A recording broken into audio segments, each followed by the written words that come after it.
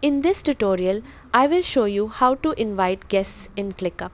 First, open ClickUp and log into your account. Look at the bottom left corner of your screen. Click on the invite button. A window will appear. Enter the email address of the person you want to invite. Before sending the invite, find the role option.